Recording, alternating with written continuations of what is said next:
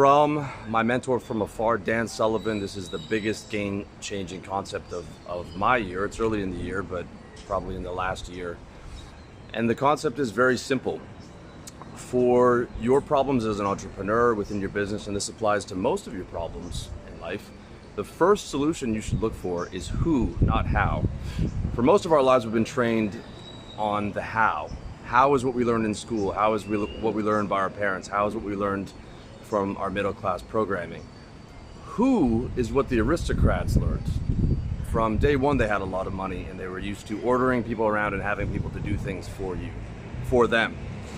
Unfortunately, a lot of us, even as we continue to be successful, and I'm hoping that you are successful and continuing to be successful, is we have a tendency to do things on our own, especially entrepreneurs, because, well, we think, fuck it, it's just easier to do it by myself. I don't want to have to train somebody. I don't trust anybody. I don't trust anyone with the logins. I don't want to bring people onto the team. And it's something I put off for years. The end result being I spent a good part of my day ending up with tasks to do. And tasks just continuously come up as an entrepreneur. There's a problem with the payment process. There's a problem with one of the 15 different bills that I pay. There's a problem with PayPal. There's a problem with Stripe.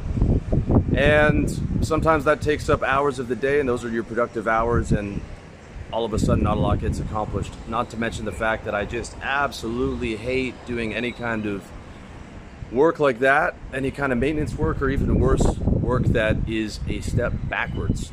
On top of the fact that my hourly rate is quite high. My coaching program is $1,000 a month. Each client gets an hour with me each week on the phone. It's $250 an hour. My hourly rate is quite high, and the project I'm working on now is my course and group coaching program, of which I'll be able to put a lot more people into the program, and that hourly rate is going to be even higher. This will be the lowest hourly rate from here to the rest of my life. And it really took this book to hammer it home, so I highly recommend you listen to the audiobook Who Not How by Dan Sullivan and Benjamin Hardy. All you have to do is listen to the first 30 minutes of this audiobook. Just put it on your Audible app, put the headphones in, let it brainwash you, and you will see that what you've actually been doing is you've been trying to avoid the short-term pain of hiring somebody, as well as you've been afraid of spending the money because you're saving the money for one day when the Queen of England is going to come to your house, and you'll be able to take the fine china out and take the plastic off the couches and spend the money at some point in the future. But for now, you just got to keep hoarding it because something bad could happen. As opposed to having confidence in yourself, confidence in your ability to earn, and even more than that, having confidence in the fact that the faster you outsource all this non-profitable bullshit, the faster you can make money today, as in triple your income this month or this quarter, because you have all day to focus on productive, profitable ideas and things that you actually like. I can work 10 hours straight on things that I'm interested in. On things that I hate, I struggle to work 1 hour on those things. For example, like doing this course. So I've hired more people, I threw more money at it. Because money's concentrated power. Money exists for one purpose and one purpose only: to be exchanged for other people to create or deliver goods and services to you. And in short, money exists to get people to do what you want. Money is literally power. It's the second most powerful force on the planet. First most powerful is force. And that's why governments have a monopoly on it, and they don't take too kindly to competitors on their monopoly of force. And in fact, they end up putting those people in jail, most likely. So I don't suggest it, but money is a great way to have power. The next power below that is seduction or salesmanship, which is number 3, but it doesn't compare to money. Okay, I would consider myself an excellent salesman. I've written the book on how to sell, which you can find on my website, revolutionarylifestyledesign.com. But being a great salesman does not compare to having billions of dollars, which the Google founders have, and they have 30,000 people working for them. And that is bringing to you this video that you're watching from my phone that I'm sending you in Mexico. Those 30,000 people working at Google work to make the owners of the company wealthier and to fulfill their objectives. That is power, and that's the biggest form of legal power that you can have is money. And that is one of, if not the best purposes of money, in the sense of money is a problem solver. Money is a tool for happiness.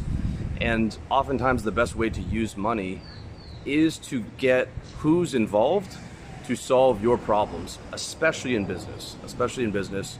I've outsourced all of my personal chores and everything of that nature. I already had it running on my How to Get Organized system, which you can find at my website. It's my book on getting organized. In the course, we're going to expand on that even more, but I've outsourced all that to my team.